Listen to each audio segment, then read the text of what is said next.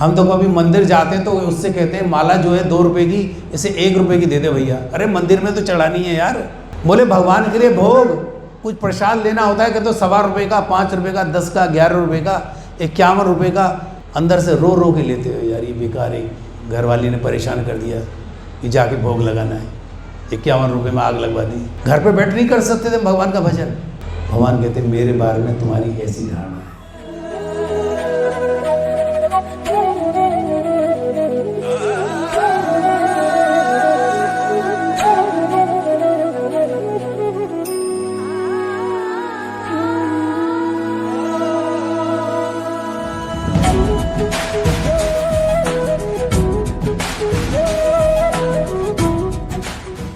तो भगवान कह रहे हैं इस माया की जो मृग तृष्णा है, इसके पीछे पीछे दौड़ते दौड़ते बहुत बड़े बड़े लोग यहाँ पे, बहुत बड़े बड़े राजे महाराजे आए और चले गए।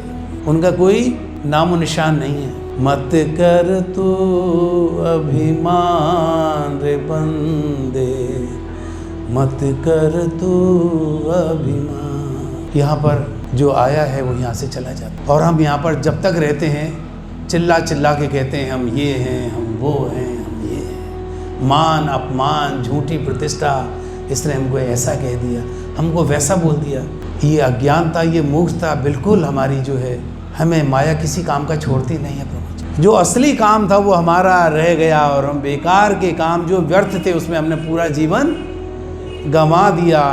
इतना बहुमूल्य जीवन, इतना बहुमूल्य जीवन हमने व्यर्थ कर दिया। तो इस जीवन का क्या उद्देश्य था? अपने भगवान को पा लेना, भगवान की कृपा पा लेना, अपने आप को जान लेना हमारा भगवान के साथ क्या संबंध है, भगवान का हमारे साथ क्या संबंध है, हम यहाँ पर क्यों आए हैं, हमें कहाँ जाना है। अगर ये हमें क्लियर नहीं है, ये स्पष्ट नहीं है, तो हमारे यहाँ पर जीने का कोई अर्थ नहीं है। हमारी PhD, हमारे बड़े बड़े पद, हमारी विद्वता किसी काम की नहीं है। अगर हमको यही पता नहीं है हम कौन हैं, कहाँ से आए हैं, कहाँ जाना है, हमारा संबंध किसके साथ, बस इसे छोड़ के बाकी सारे कामों में हम लोग पूरे पंडित हैं, पूरे विद्वान हैं। और भगवान कहते हैं इसीलिए तुमने कसम खा रही है कि मेरी बात नहीं मानोगे। तो बोले आज मैं जाने से पहले तुम्हें अपनी एक किताब अपना दिए जा रहा हूँ, अगर कभी होश आए तो इसकी तरफ देख लेना, और इसकी तरफ अगर देखोगे तो तुम्हें ज्ञान का प्रकाश मिल जाएगा। इसमें मैं स्वयं हूँ तुम्हारे पास। इसे जब पढ़ोगे तो तुम जान जाओगे कि तुम कौन हो, तुम्हारा संबंध किसके साथ है, तुम कहाँ से आए हो, तुम्हें कहाँ जाना है, और जब तक इस पृथ्वी पर रहना है तो जीवन कैसे जीना है। ये भगवान ने लाइफ मैनुअल हमको दिया है, जीवन जीने की कला। हम जिए तो अपना जीवन कैसे जिए। हमने कहा प्रभु जी हम तो बहुत होशियार हैं, बहुत इंटेलिजेंट हैं, इतने पढ़े लिखे हैं, इतनी डिग्रियां हमने ली हैं, डॉक्टरी, इंजीनियरिंग, MBA, अकाउंटेंट, पता नहीं क्या क्या। भगवान ने कहा ये जिसे तुम ज्ञान कह रहे हो ये ज्ञान नहीं है, ये क्या है? पेट भरने की विद्या है, सिर्फ पेट भरने के लिए। और तुम्हारी जो पेट भरना भी कितना है, 1 मुट्ठी का तो पेट है। अगर एब्डोमेन को अगर अंदर देखें इसको 1 मुट्ठी का, लेकिन इसके लिए तुम जो कोशिशें कर रहे हो, कोशिश इतनी कर रहे हो कि पूरी धरती को खा जाऊं, लेकिन आपका पेट फिर भी नहीं भरेगा। पेट तो 1 मुट्ठी से भर जाता है, लेकिन तुम्हारी कामनाएं नहीं भरती। इसलिए भगवान ने कहा त्रिविधम नरकस्येदम द्वारम नाशनमात्म, काम है क्रोधस तथा लोभस तस्मात् एतम त्रयम त्यजेत। बोले नरक के 3 रास्ते हैं, काम, क्रोध और लोभ। कामना हो जिसके पीछे तुम पागल हुए पड़े हो, मकान बन जाए, दुकान बन जाए, ये कर लें, वो कर लें, प्राइम मिनिस्टर हो जाए। भगवान कहते हैं ये शरीर छूट जाएगा, ये मूल्यवान शरीर, ये इस काम के लिए नहीं दिया था मैंने, जो काम तुम सोच रहे हो। और ये कामनाएं तुम्हारे जीवन का अंत कर देगी शरीर का। क्योंकि जब कामनाएं नहीं पूरी होती तो तुम्हें गुस्सा आता है, क्रोध ये कामनाओं का भाई है। और जब आपकी कामनाएं नहीं पूरी होती तो क्रोध में तुम ऐसा कुछ कर बैठते हो जिसके लिए पूरे जीवन भर पछताते रहोगे, लेकिन फिर वो दोबारा ठीक नहीं होगा। और इसके मूल में क्या है भगवान बता रहे हैं, लोभ। नरक का तीसरा दरवाजा क्या है?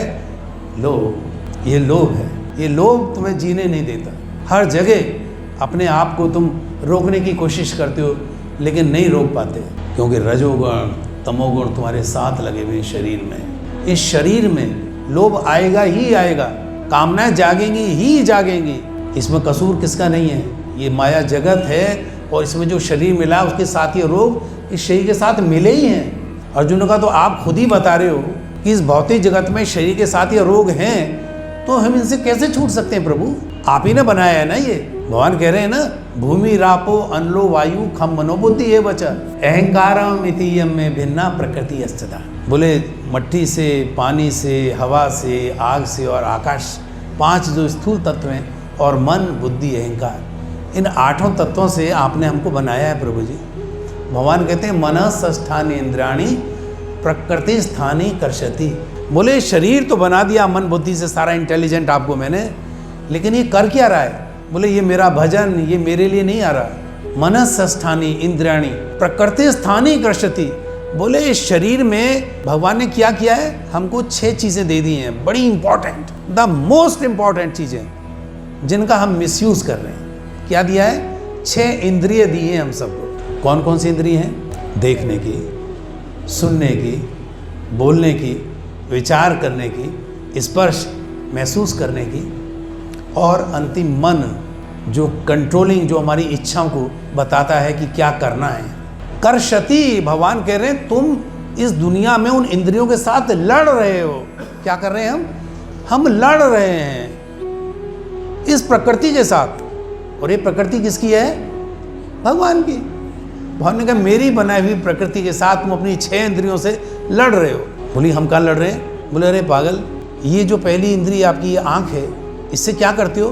तुम देखते हो और उसे पाने की तुम्हें चाहत पैदा हो जाती है। ये तो मुझे चाहिए। कोई फूल हो, वस्तु हो, नारी हो, प्रतिष्ठा, कुछ भी हो, ये वासना है आंखों की, जिसे देखते हो उसे पाना चाहते हो।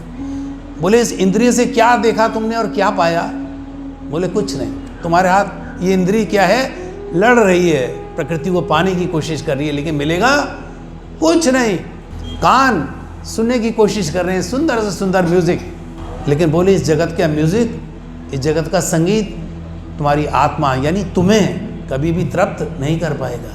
तुम्हारी वाणी जो तुम गा रहे हो, लोगों को लुभा रहे हो, उन्हें अपनी तरफ आकर्षित करना चाह रहे हो, बोले किसी काम का नहीं है। क्योंकि जिन्हें तुम आकर्षित कर रहे हो वो भी अस्थाई हैं, वो भी जाने वाले हैं, और जिस शरीर में बैठ के इसको बोल रहे हो इस वाणी को, ये भी जाने वाला है।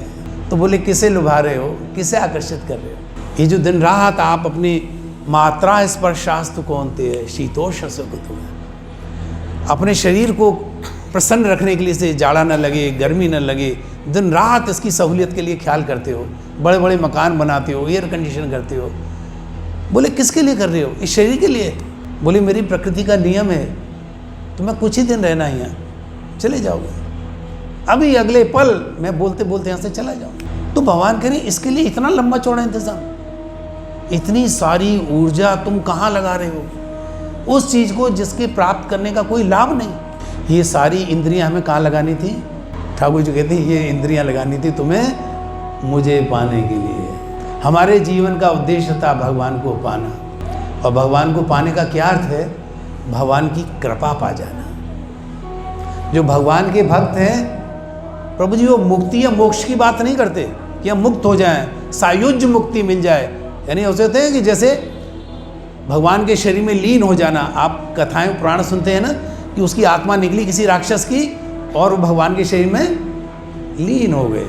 तो आत्मा का परमात्मा में समाहित हो जाना ये मुक्ति तो है, लेकिन ये परम मुक्ति नहीं है, ये ऐसा कोई मोक्ष नहीं है, क्योंकि आदमी को, आत्मा को फिर भी वहाँ से लौटना पड़ता है, वो स्थायी मुक्ति नहीं है। इसलिए भक्त क्या कहते हैं? बोले प्रभु जी हमको मुक्ति भी नहीं चाहिए। भुक्ति मुक्ति योगी कामी सकल आशांत, और कृष्ण भक्त निष्काम अतः शांत। चैतन्य महाप्रभु कह रहे हैं, भगवान कह रहे हैं इस जगत में 4 तरह के प्राणी हैं। भुक्ति, हम जैसे भोगी लोग जो यहाँ पर आ रहे हैं और दिन रात भोगों के पीछे दौड़ रहे हैं, तो भगवान ने कुछ नहीं मिलने वाला। आप हमेशा इसी चिंता में परेशान रहोगे, ये मेरा काम नहीं हो पाया, मैं ये नहीं कर पाया, मैं वो नहीं कर पाया, सकल अशांत। और जो मुक्ति की कामना कर रहे हैं, ये शरीर छूट जाए और हम ऊपर चले जाएं, बोले वो इस चिंता में परेशान है कि मैं मुक्त कैसे होऊंगा, मैं मुक्त कैसे होऊंगा। तो वो हमेशा परेशान। योगी, आपने सुना होगा योगी है ना, सिद्धियां हो जाती हैं उनको, वो योगी इसी चिंता में है कि मुझे कोई बहुत बड़ी सिद्धि मिल जाए, पंछी बन के आसमान में उड़ जाऊं, मैं छोटा हो जाऊं, मैं इतना विशाल हो जाऊं हनुमान जी की तरह, मैं धरती को, पानी को, सबको पी जाऊं। तो ये जो योगी हैं, जो योगी क्रिया हैं, वो इसके लिए परेशान है। एक पैर पे खड़े होकर तप रहे हैं हजारों साल, सैकड़ों वर्ष। और चौथा कामी। चैतन्य महाप्रभु कहते हैं जो कामी है ना, कामनाएं, इसका तो कोई अंत है ही नहीं। ये तो बेचारा 24 घंटे किसी चीज़ को पाने के लिए परेशान रहता है, रात में सोते हुए, जगते हुए, हर काम में। शांत तो एक ही आदमी है, कौन? कृष्ण भक्त निष्काम अतः शांत। जो भगवान की भक्ति में लगे हुए हैं, बस शांति उन्हीं को मिल सकती है, जो इन्हें भगवान चाहिए। ठाकुर जी कहते हैं मेरे अलावा जिस चीज़ में भी तुम जाओगे वहाँ तुम्हें शांति मिलने वाली नहीं है। कुछ भी कर लो, कितनी ही बुद्धि लगा लो आप, चाहे दुनिया के बड़े से बड़ा सुख, कोई 5 स्टार 10 स्टार होटल में जाके लेट जाइए, बड़े से बड़े हिल स्टेशन पे चले जाइए, बड़े बड़े राजमहल प्रसाद बना लीजिए, बड़े से बड़े पद पा लीजिए, जितना जगह जहाँ जहाँ जाओगे वहाँ उतनी ही और अशांति आपके भीतर प्रवेश करती जाएगी, क्योंकि मनुष्य को छिन जाने का भय हमेशा रहता है। इस जगत का सबसे बड़ा रोग है। तो भगवान ने कहा यहाँ जो भी आया है वो परेशान है। शांति कहाँ है? मेरे पास। आनंद कहाँ है? मेरे पास। भगवान के नाम में ही आनंद है। भगवान कहते हैं मुझ में और मेरे नाम में कोई फर्क नहीं है। नाम नामकारी बहुधा निस्सर्वशक्ति तत्तार्पता नियमत स्मरणेन काले एतादशी तव कृपा भगवन ममापि दुर्दैवमिदिश महाजनी नानुराग। भगवान कहते हैं जो मेरा नाम है, चैतन्य महाप्रभु कहते हैं भगवान ने अपने नाम में इतनी शक्ति भर दी है कि नाम और नामी में कोई फर्क ही नहीं है। साक्षात भगवान श्री कृष्ण और उनके नाम में कोई फर्क नहीं है। कौन कह रहे हैं? भगवान चैतन्य महाप्रभु। चैतन्य महाप्रभु क्या है? राधा कृष्ण का भाव अवतार हैं। भगवान कृष्ण ने सोचा राधा जी मेरी विरह में कैसे रोई होंगी, कितना परेशान हुई होंगी, मैं भी उस भाव को एक बार जरूर देखूं। तो ठाकुर जी ने कहा मैं भी एक बार राधा का भाव लूँगा कि राधा कैसी दीवानी थी उसमें। तो चैतन्य महाप्रभु के रूप में भगवान आए हैं और राधा की तरह उन्होंने भगवान कृष्ण को चाहा है और लोगों को बताया कि अगर ठाकुर जी से प्रेम करना है तो कैसे प्रेम करें। तो ये प्रैक्टिकल है। आज से सिर्फ 500 साल पहले चैतन्य महाप्रभु आए और उन्होंने बताया कि भगवान से तुम प्यार की बात करते हो, कैसे प्यार करें। तो उन्होंने प्यार करके दिखाया, बिल्कुल भावावेश, इतने भाव में वो रहते थे 24 घंटे। हरे कृष्ण हरे कृष्ण हरे कृष्ण हरे कृष्ण। जैसे राधा जी को सिवाय कृष्ण कुछ नजर नहीं आता था, ऐसे चैतन्य महाप्रभु को सिवाय भगवान कृष्ण के और कुछ प्रतीति नहीं थी। हर जगह उनको भगवान कृष्ण नजर आते थे। पहली बार जब वो जगन्नाथपुरी गए और वहाँ पे जगन्नाथपुरी में जब उन्होंने भगवान का, जगन्नाथ महाराज का दर्शन किया तो उन्हें देखते ही वो हा कृष्ण कह के और बेहोश हो गए। तो लोगों ने कहा ये इतना सुंदर, वो इतने सुंदर थे चैतन्य महाप्रभु, बिल्कुल भगवान जैसा, साक्षात भगवान का अवतार है।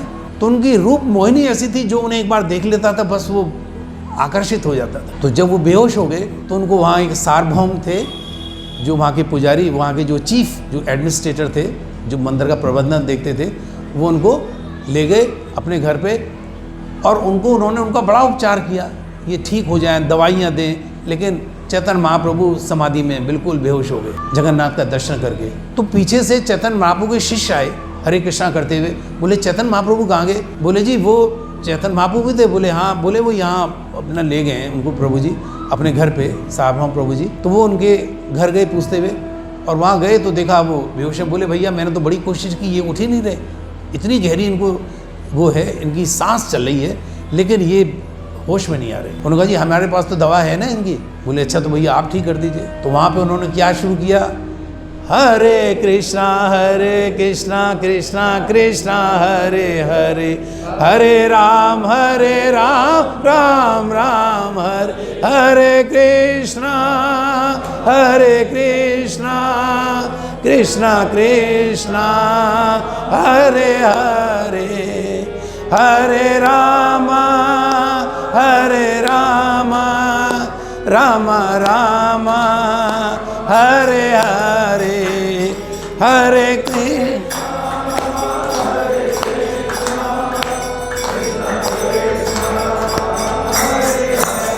जय हो।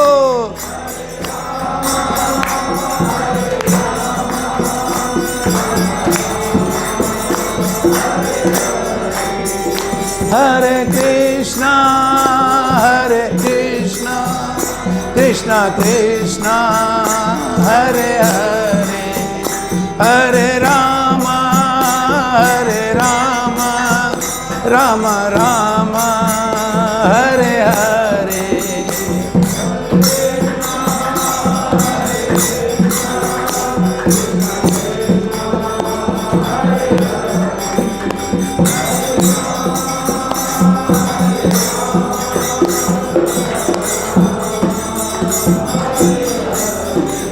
हरे कृष्णा। तो भगवान का जैसे ही हरे कृष्णा कीर्तन हुआ, चैतन्य महाप्रभु उठ के बैठ गए और खुद भी नाचने लगे हरे कृष्ण की धुन पे। तो भक्तों की जो दवा है वो भगवान का नाम है। इस नाम को लेते ही एक जादू होता है हमारे जीवन में, वो है, इसका नाम है परिवर्तन। परिवर्तन कैसा प्रभु जी? परिवर्तन ऐसा परिवर्तन जो हमारा स्वभाव जो अपरिवर्तित है, इतना कलमश, इतना मैल हमारे में जम गया है कि वो कभी छूटता ही नहीं। तभी तो है प्रभु जी हम यहाँ से निकले और माया के जाल में फंस जाते हैं। तो उसका जो छुड़ाने का जो तरीका है, उसकी जो दवा है, भगवान ने कहा मेरे नाम का कीर्तन है। हरे कृष्ण महामंत्र इस जगत का, भगवान ने कहा इससे बड़ा कोई मंत्र नहीं है। हरे कृष्णा कृष्णा कृष्णा हरे हरे, हरे राम राम राम हरे, हरे नाम केवलम कलौ नास्तेव नास्तेव नास्तेव गतिरन्यथा। चैतन्य महाप्रभु ने कहा सिर्फ हरे नाम, भगवान हरि का, भगवान कृष्ण का नाम 3 बार का, हरे नाम केवलम, केवल भगवान का नाम ही है जो हमें इस माया से छुड़ा सकता है। कलौ नास्तेव नास्तेव नास्तेव गतिरन्यथा, बोले इस कलिकाल में और इस माया से छूटने का कोई उपाय नहीं है, कोई उपाय नहीं है, कोई उपाय नहीं। जितने भी जप तप मख सतयुग त्रेता द्वापर में थे, कलयुग में वो कोई भी काम नहीं करते, वो प्रभावी है ही नहीं। इसलिए सिर्फ कलिकाल में भगवान के नाम का जो उच्चारण है यही प्रभावी है। जो भगवान का नाम लेगा वो इस जगत से तर जाएगा, मुक्त हो जाएगा, भगवत धाम पहुंच जाएगा, वापस आने की जरूरत ही नहीं है।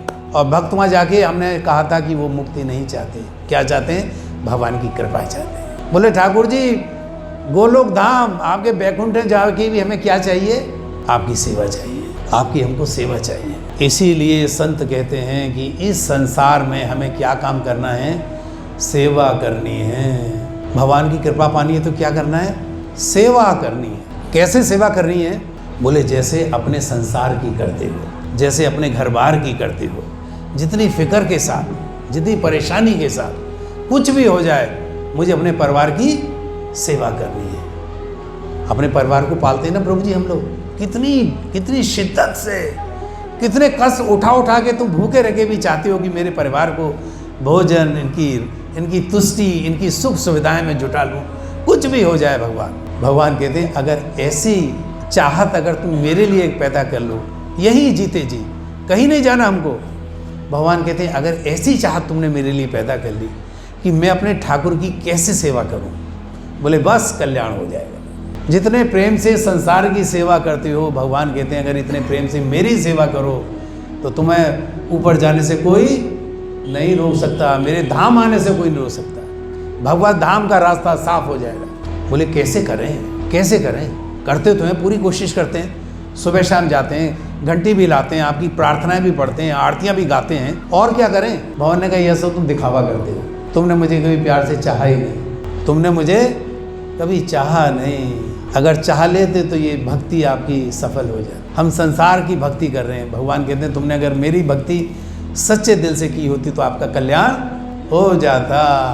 जैसे संसार को प्यार करते हुए ऐसे कभी एक बार मुझे भी तो करके देखो। कभी सोचो ठाकुर जी हम तो रोज कपड़े पहनते हैं, आपको भी हमने कपड़े पहनाने, क्योंकि कपड़े आप ही के दिए हुए हैं। अरे इस मट्टी में जो बीज बोया जाता है, जिससे कपास का पौधा पैदा होता है, जिस कपास के पौधे से ये धागा बुना जाता है, जिससे वस्त्र बनता है और जिसे तुम पहन के इतराते हो, ये किसका है? उसी मायाधीश का ही तो है। ठाकुर जी कहते मेरा ही तो है।